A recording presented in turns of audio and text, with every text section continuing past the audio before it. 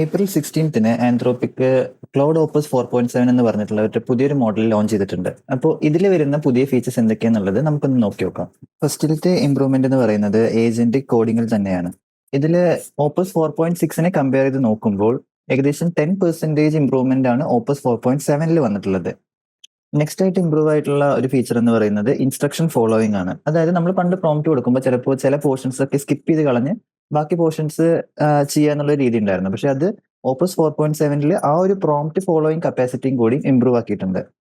പിന്നെ വന്നിട്ടുള്ള ഏറ്റവും ഇമ്പോർട്ടന്റ് ആയിട്ടുള്ള ഒരു ഫീച്ചറാണ് ഇംപ്രൂവ്ഡ് ആയിട്ടുള്ള വിഷൻ കേപ്പബിലിറ്റീസ്. നമ്മളൊരു ഇമേജ് അപ്ലോഡ് ചെയ്യുമ്പോൾ അത് കുറച്ചും കൂടി നല്ല ഡീറ്റെയിൽഡ് ആയിട്ട് മനസ്സിലാക്കി അത് ഇംപ്ലിമെന്റ് ചെയ്യാനായിട്ട് ശ്രമിക്കും. ഫോർ എക്സാമ്പിൾ നമ്മളൊരു UI ഉണ്ടാക്കാൻ പറയുകയാണ് ഒരു ഇമേജ് കൊടുത്തിട്ട്, അത് കുറച്ചും കൂടി നന്നായി ഇമേജ് അനലൈസ് ചെയ്യാൻ പറ്റും.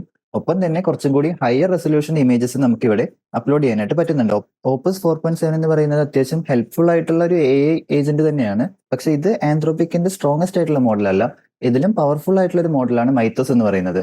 പക്ഷെ ഇതുവരെയും പബ്ലിക്കലി റിലീസ്ഡ് അല്ല. ഇപ്പൊ ഈ കാണുന്ന ബെഞ്ച് മാർക്സ് എല്ലാം അവര് ടെസ്റ്റ് ചെയ്തപ്പോൾ കണ്ടിട്ടുള്ള അക്യുറസിയും കാര്യങ്ങളാണ്.